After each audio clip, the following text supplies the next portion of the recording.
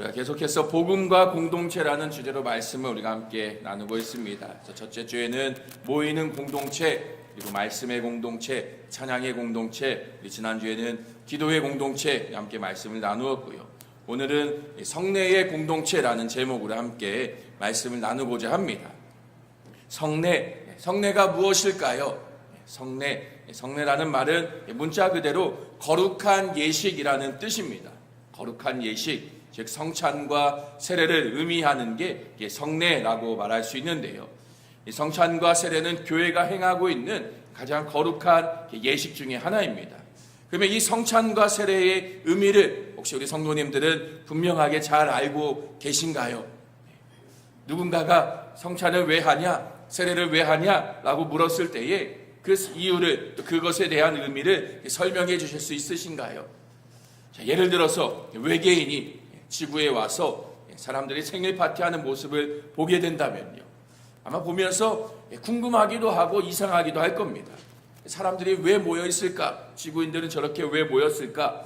또 모여서는 한 사람 머리에다가 이상한 꽃갈 모자를 씌워놓고는 케이크에는 불을 붙이고, 또 불을 붙였다가는 금방 불어서 꺼버리고, 도대체 모여서 뭐 하는 건가? 아마 외계인들은 지구인들이 모여서 하는 생일 잔치를 이해하지 못하겠죠.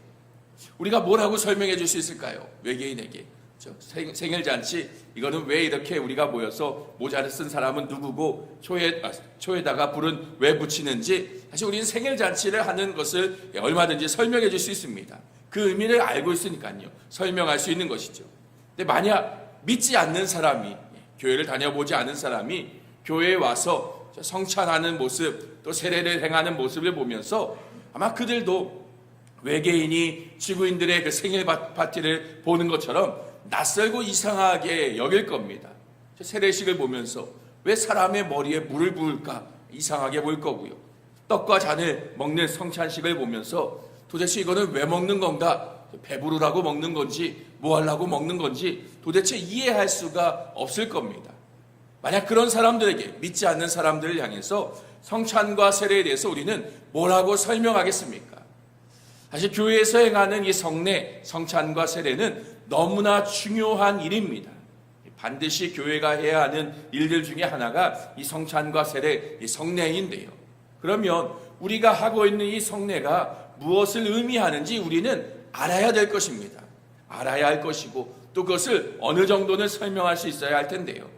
오늘은 이 성례의 의미와 또 그 유익에 대해서 함께 이야기해 보고자 합니다. 자, 그러면 성례가 무엇이냐? 자, 그 의미에 대해서 먼저 생각해 보면요, 우리 23절 말씀, 오늘 본문에 23절에 보면 바울은 이렇게 말합니다. 우리 같이 한번 읽어보겠습니다. 내가 너희에게 전한 것은 곧 주 예수께서 잡히시던 밤에 떡을 가지사 내가 너희에게 전한 것은 주께 받은 것이니 라고 말하고 있습니다. 지금 오늘 우리가 읽은 본문은 바울이 성찬에 대해서 이야기하고 있는 본문인데요, 지금 이 성찬이 주께 받은 것이다 라고 바울은 말하고 있습니다. 그러니까 바울이 지금 내가 만들어서 너희들에게 해라 그렇게 말하고 있는 것도 아니고, 누군가가 또 교회가 만들어서 이렇게 해야 된다 명령하고 있는 것도 아니라 예수님께서 우리에게 전하여 주신 것이다, 예수님이 명령하신 것이다 라고 바울은 말하고 있는 것이죠. 우리가 하는 이 성찬이 처음 어떻게 시작되었습니까? 예수님이 잡히시던 날 밤에 제자들을 불러 모으시고 그 성찬의 일들을 행하시죠. 떡을 떼시고 잔을 나누시면서 이것을 기념하라 말씀하십니다. 그리고 그 명령을 따라서 교회는 모일 때마다 떡을 떼고 잔을 나누면서 그 성찬을 지금까지 하고 있는 것입니다. 세례도 그렇습니다. 물론 세례는 예수님이 처음 시작하신 일은 아니었습니다. 그러나 예수님께서 부활하시고 승천하실 때에 뭐라고 제자들에게 명령하십니까? 가서 모든 민족으로 제자를 삼아 아버지와 아들과 성령의 이름으로 세례를 주라 명령하시죠. 이렇게 이 성찬과 세례는 예수님이 교회를 향해서, 그 제자들, 그 성도들을 향해서 주신 명령입니다. 그래서 교회는 이 세례와 성찬을 반드시 해야만 하는 것이죠. 그래서 우리말로 이 성례라는 말은 라틴어로 보면 이 사크라멘툼이라는 단어를 쓰는데요, 왜 이 단어를 사용하느냐? 이 본래 이 단어는 군인이 자신의 그 상관, 자기의 지휘관을 향해서 충성을 맹세하는 서약을 의미하는 단어였습니다. 그런데 초대교회가 이 세례와 성찬을 가리키면서 이 사크라멘툼, 이 단어를 사용함을 통해서 지금 우리가 하고 있는 이 성례, 세례와 성찬이 그리스도를 향한 우리의 충성과 헌심을 나타내는 것임을 말하고 있는 것이죠. 우리가 세례를 받고 성찬에 참여함을 통해서 마치 군인이 자기의 지휘관을 향해서 충성을 맹세하듯이 우리는 예수님이 우리의 주인이시고 내가 예수님을 죽기까지 따르겠습니다, 그 명령에 내가 충성하겠습니다 고백하는 것이 바로 우리가 행하는 성례, 이 세례와 성찬임을 말해주고자 한 것입니다. 그러면 이제 성찬과 세례, 이 세례 성례의 의미를 우리가 이해한다면 어떻게 이 성례에 우리가 참여해야겠습니까? 군인이 지휘관에게 충성을 맹세하는 그런 마음을 가지고 예수 그리스도 앞에 우리가 충성하겠다는 그런 다짐을 가지고 성찬과 세례 가운데 우리는 임해야만 하는 것이죠. 그 성찬의 떡과 잔을 받을 때마다 내가 주님 앞에 충성하겠습니다, 주의 말씀에 내가 온전히 복종하겠습니다, 그런 마음을 가지고 우리는 성찬에 참여해야 합니다. 자, 그런데 우리가 이러한 성례에 대해서 여러 가지 오해를 하는 것들이 있는데요. 그 오해 중에 하나가 무엇이냐? 이 성례, 이 세례와 성찬에 대해서 너무나 지나치게 신비적인 것으로 여기는 오해를 하기도 합니다. 성례 자체, 세례를 받거나 성찬에 참여하는 것 그 자체가 어떤 마법과 같은 능력이 있어서 그것에 참여하기만 하면 그 사람의 마음과 믿음의 상태와는 전혀 상관없이 그저 하나님의 어떤 놀라운 이 은혜와 영적인 능력들이 임하게 되는 것 아니냐, 그렇게 믿기도 하는 경우가 있습니다. 우리가 천주교에서는 이것을 화채설이라고 말하기도 하는데요. 성찬을 받을 때, 그 성찬의 떡과 잔을 먹을 때에 그것이 실제로 예수 그리스도의 살과 피가 된다라고 천주교인들은 믿습니다. 그것을 받아 먹는 순간 입 안에서 예수님의 살로 변하여지고 예수님의 피로 변하여진다. 그래서 우리의 몸이 실제로 예수님의 그 살과 피를 먹는 것이다. 그 먹음으로 우리의 가운데에 은혜가 있다. 그렇게 천주교인들은 믿습니다. 그래서 지금도 천주교에서는 이 성찬을 너무나 엄숙한 예식으로 여기고 지키고 있죠. 함부로 그 잔을 받는 일, 또 그것을 흘리거나 하는 일에 대해서도 너무나 주의하고 조심하는 게 지금의 천주교의 모습이기도 합니다. 심지어 중세교회 때는 그 성도들 향해서 잔을 나누어 주지도 않을 만큼 그 피라고 여기는 포도주를 귀하게 여겼던 이 천주교 중세교회 시대의 모습이었습니다. 그러나 종교개혁자들이 그것이 성경적으로 잘못되었음을 지적하며 그렇지 않음을 말하기도 했습니다. 오직 우리의 구원은 오직 믿음으로 받는 것이다. 그 성례는 믿음 안에서 역사하는 하나님의 은혜이지 그것이 실제로 어떤 마법적인 그런 능력으로 그렇게 되어지는 것이 아니다. 성례에 대한 잘못된 오해를 지적하기도 했던 것이 종교개혁자들이 했던 일입니다. 이처럼 성례, 성찬과 세례를 신비한 마법처럼 여기는 것이 하나의 잘못된 오해인 것이죠. 참여하면 뭔가 놀라운 은혜가 있을 것이다, 그런 기적적인 일이 있을 것이다, 이러한 생각은 잘못된 생각입니다. 또 다른 오해는 오히려 그와 정반대로 한쪽에서는 성례를 너무 신성히 여기는 모습이 잘못이라면 또 한편에서는 그 성례를 너무 그저 상징적인 별 의미 없는 것으로 생각하는 것도 잘못된 오해 중에 하나입니다. 떡을 먹고 잔을 마시는 게 그게 큰 의미가 있느냐? 이걸 통해서 그저 우리는 예수님 한 번 더 생각하고 많은 것이다. 예수님 생각하는 게 더 중요하지 떡을 먹고 마시는 것 그게 중요한 게 아니다. 하찮게 여기는 것이 잘못된 오해인 것입니다. 우리는 믿음 안에서 이 세례와 성찬을 통해 분명한 하나님의 은혜를 경험하게 됩니다. 성경이 말하는 성례는 내적인 은혜와 믿음에 기초하여서 주님께 대한 헌신을 표현하는 외적인 표지다라고 성경은 말합니다. 그러니까요, 세례가 예수 그리스도께 대한 충성을 처음으로 확인하는 자리라면 우리의 성찬은요, 그 충성을 반복적으로 지속적으로 확인하는 자리가 이 성찬이라는 것이죠. 그리고 이러한 성례는 예수님이 직접 명령하신 것이기 때문에 우리는 마음 깊이 귀하게 여기며 그 성례의 일들을 귀하게 또 소중히 여기며 참여해야만 하는 것입니다. 예수님의 명령이기 때문에요. 세례와 성찬 이것을 하찮게 여겨서는 결코 안 됩니다. 그러면 어떤 자세와 태도로 그 성례에 임해야겠습니까? 그저 습관처럼 그냥 누군가 세례를 오늘 받는가 보다, 오늘 성찬이 있나 보다, 그런 아무 생각 없는 마음으로 습관처럼 참여하는 것이 아니라요. 또 이것이 어떤 신비로운 놀라운 능력이 있어서 여기에 참여하면 세례만 받으면 성찬에 받기만 하면 뭔가 내가 거룩해지겠구나, 그런 착각하는 것도 올바른 태도는 아닌 것이죠. 교회 가운데 행해지는 올바른 복음의 수단, 그 은혜의 수단인 성례 가운데에 내가 믿음으로, 마음으로, 진중한 마음을 가지고 하나님의 은혜를 사모하는 마음으로 우리는 참여해야만 하는 것입니다. 말씀을 통해 우리가 은혜를 사모하며 갈망하듯이 세례와 성찬을 통해서도 하나님의 베풀어 주실 그 은혜를 경험할 수 있기를 사모하며 그 성례의 자리를 참여할 수 있는 것이 우리의 믿음의 모습인 것입니다. 자, 그러면 이 성례, 성찬과 세례가 우리에게 주는 유익이 무엇일까요? 자, 이것이 우리에게 주는 은혜의 수단인데 그 은혜가 무엇이냐? 크게 세 가지 유익이 있다라고 말할 수 있습니다. 성례는 우리를 그리스도와 연합하게 하고요. 또 하나, 우리가 서로가 서로와 연합하게 합니다. 이를 통해서 우리를 하나님 나라를 소망하게 하는 것이 성례가 우리에게 주는 유익입니다. 먼저 성례는 우리를 그리스도와 연합하게 하는데요. 누가복음 24장에 보면 엠마오로 가는 두 제자의 이야기가 나오게 됩니다. 그들이 예수님이 죽으신 것에 대해서 낙심하면서 길을 걸어가는데 그때에 부활하신 예수님이 찾아오셔서 그들과 같이 동행하시면서 그 말씀을 풀어서 설명하여 주시고 그 말씀을 들은 제자들의 마음이 뜨거워짐을 경험합니다. 그러나 마음이 뜨거워지지만 여전히 그들은 함께 계신 분이, 그 말씀을 설명하여 주신 분이 예수님이신지는 알지 못합니다.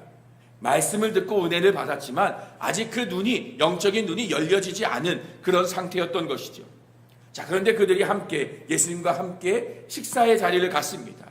그때에 어떤 일이 있는가? 우리 누가복음 24장 말씀 같이 한번 읽어보겠습니다. 그들과 함께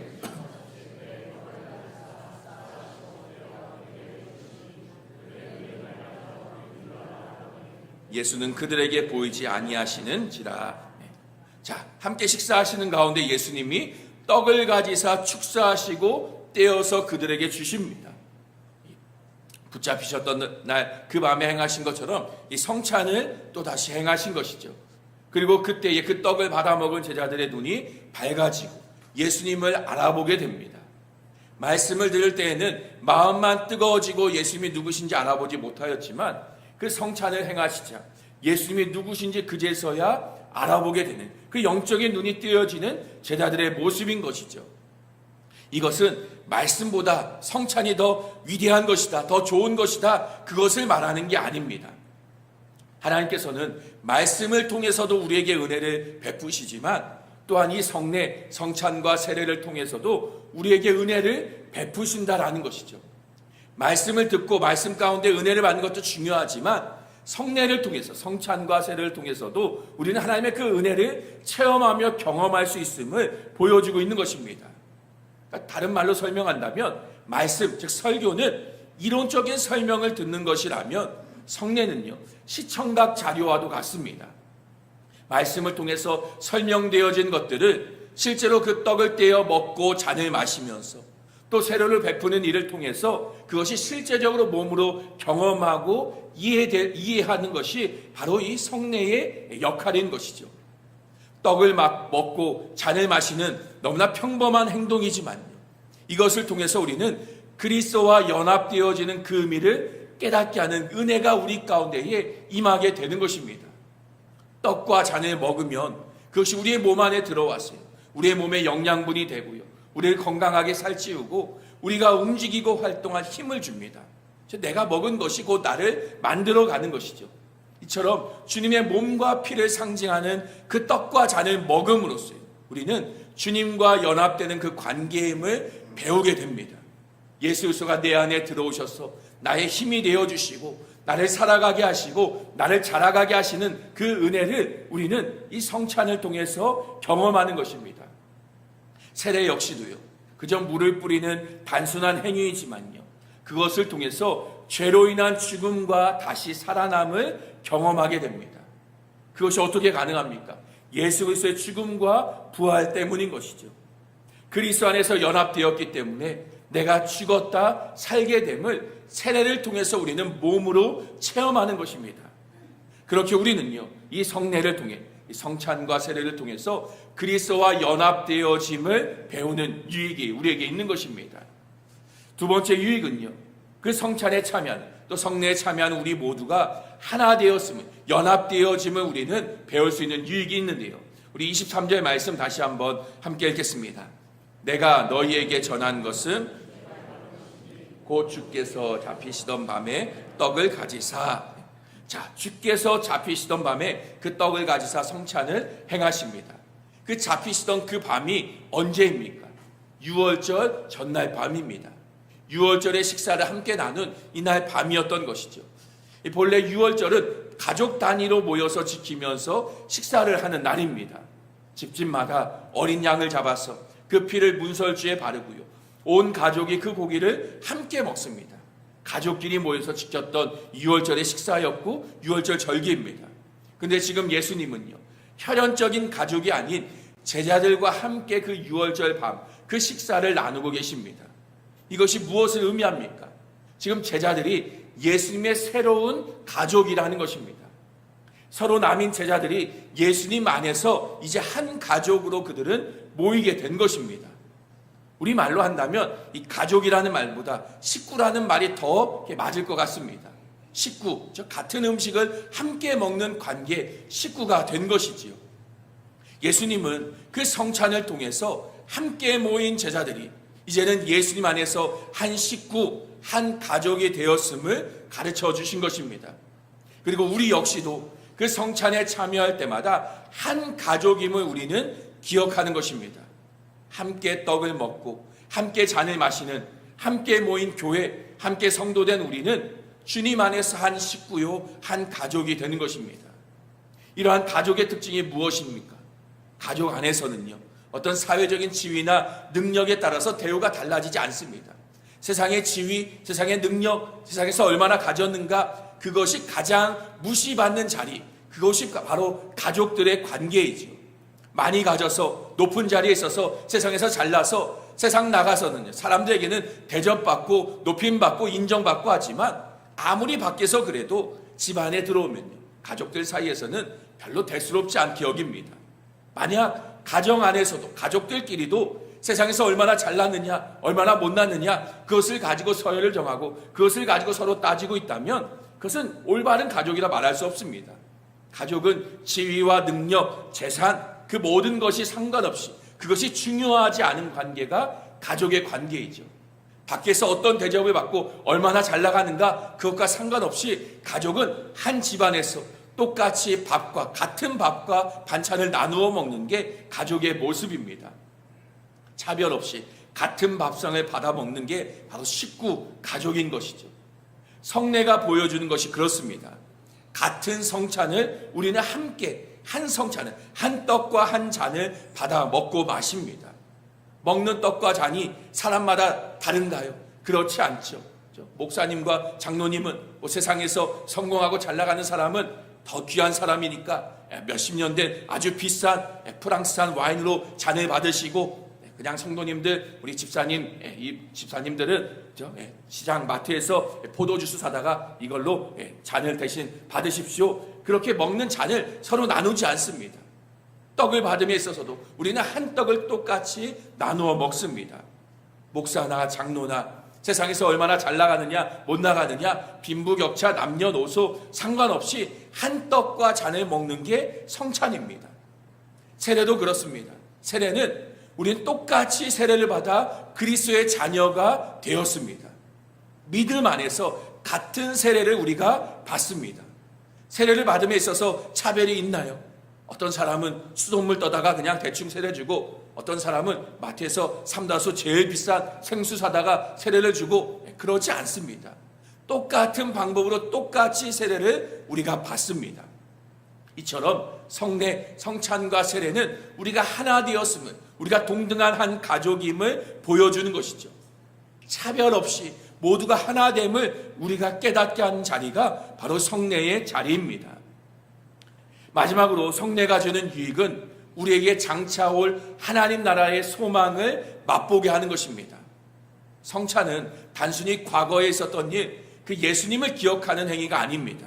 우리 오늘 본문 26절 같이 한번 읽어보겠습니다. 너희가 이 떡을 먹으며 주의 죽으심을 그가 오실 때까지 전하는 것이니라. 주의 죽으심을 그가 오실 때까지 전하는 것이다 라고 말하고 있습니다. 우리가 아는 성례, 이 성찬과 세례는 주님이 오시는 그날까지 우리가 하는 일이죠.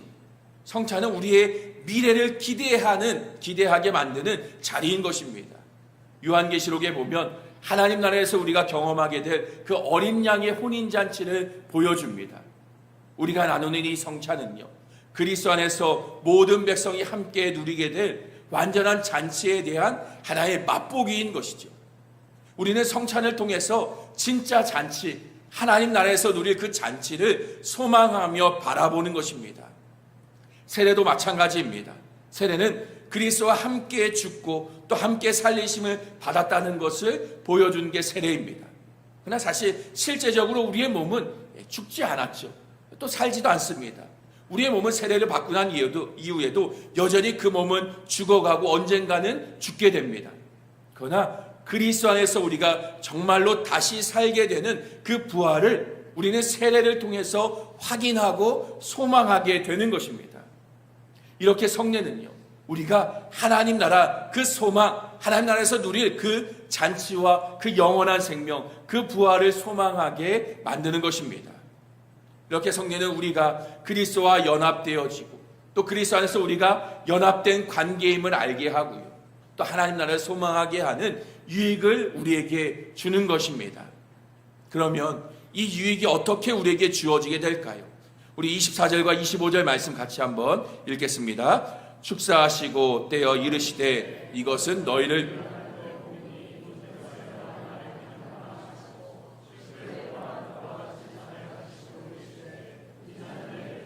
새 언약이니 이것을 행하여 마실 때마다 나를 기념하라 하셨으니, 자, 이 예식을 행하신 유월절의 의미를 살펴본다면 출애굽기에서 이스라엘은 애굽에서 종노를 하는 가운데에 하나님께서 그들을 구원하십니다. 10가지 재앙을 내리시는 중에 마지막 재앙으로 애굽 땅의 모든 장자를 치시겠다 하나님 말씀하시죠. 그때의 모든 장자는 애굽 사람만이 아니라 이스라엘도 포함되어집니다. 왜냐하면 이스라엘 역시도 하나님 앞에서 죄인이기 때문입니다. 그러나 하나님께서는 살 길을 마련하여 주시죠. 어린 양을 잡아서 그 피를 문설주에 바르면 죽음의 사자가 넘어갑니다. 어린 양이 죽었기 때문에 장자가, 죽어야 되는 장자가 살게 되는 것입니다. 또 이것을 이스라엘은 해마다 기념하며 유월절의 식사로 기념하며 이 사건을 기억하였습니다. 그런데 예수님이 하신 일을 보면 이 유월절 식사에서 떡을 떼며 본래는 이렇게 말해야 되는데요, 이것은 우리 조상들이 광야에서 먹던 고난의 떡이다, 이렇게 말을 하며 이 떡을 먹는 게 유월절 식사의 예식입니다. 그런데 예수님은 전혀 다른 말씀을 하십니다. 이것은 너희를 위하는 내 몸이다. 이 말은 마치 자신이 새로운 유월절의 중심이 되는 것처럼, 새로운 유월절 시작하는 마치 하나님이신 것처럼 선포하고 있는 말씀인 것입니다. 또 한 가지 예수님의 그 식사에서 특별한 점은 그 식탁에 유월절 식사 가운데 있어야 되는 어린 양이 없다라는 것이죠. 유월절 식사에는 반드시 어린 양의 고기가 있어야 합니다. 어린 양이 죽고 그 피로 우리가 살게 되었음을 기념하기 위해서 그 어린 양의 고기를 먹습니다. 그런데 예수님과 제자들의 식탁에는 어린 양이 없습니다. 왜 없습니까? 예수님이 어린 양이 되시기 때문입니다. 성경은 이 떡과 포도주라고 말하지 않고 떡과 잔이라고 말을 합니다. 사실 떡은 음식이고 잔은 그릇이죠. 그러면 떡과 포도주라고 말하는 게 더 맞는 표현입니다. 그런데 성경은 떡과 잔이라고 말하고 있습니다. 왜 이렇게 말하는가? 사실 엄밀히 말하면 찢어진 떡과 부어진 잔입니다. 떡을 찢음으로써 그리스도의 죽으심을 상징하는 것이죠. 그 찢겨지신 몸, 또 부어진 잔, 그 흘려진 예수님의 피를 상징하는 게 떡과 잔의 의미입니다. 예수님의 몸이 찢겨지심으로써 또 그 피가 흘려지심으로 인해서 다시 말하면 예수님이 죽으심으로 우리를 살리신 것을 의미하는 게 그 떡과 잔의 의미인 것이죠. 예수님께서 십자가에서 왜 죽으셨습니까? 단순히 우리를 얼마나 사랑하는지 보여주기 위해서 죽으신 게 아닙니다. 만약에 누군가가 나는 당신을 내가 내 목숨을 내어놓을 만큼 내가 죽도록 당신을 사랑합니다 라고 하면서 내 말이 정말 진심인지를 보여드리겠습니다, 그렇게 말하고 자신의 목숨을 정말 죽는다면요, 그 죽음이 아름답고 정말 나를 사랑하구나 그렇게 느껴지나요? 그렇지 않죠. 오히려 두렵고 무섭게만 느껴집니다. 그런데 만약 누군가 나에게 동일한 말을 했는데 내가 심장병에 걸려 죽어가고 있을 때 나를 위해서 자신의 심장을 내어주고 자신이 죽는다면요, 정말로 그가 나를 얼마나 사랑하는지 그 말이 진심이었구나 하는 것을 알게 됩니다. 예수님께서 십자가에서 하신 일이 그렇습니다. 예수님 단순히 우리를 사랑하기 때문에 십자가에 내가 너에게 얼마나 사랑하는지 보여줄게 그래서 죽으신 것이 아닙니다. 우리가 죄로 인해서 죽어야 하는 존재인데 예수님이 우리를 대신해서 그 십자가 위에서 죽으신 것입니다. 그 살이 찢겨지시고 그 피를 모두 흘리시면서 우리를 대신해 죽으신 것이죠. 우리를 살리기 위해서 자신을 내어주신 예수 그리스도이셨습니다. 이것이 오늘 본문이 말하고 있는 새 언약의 의미입니다.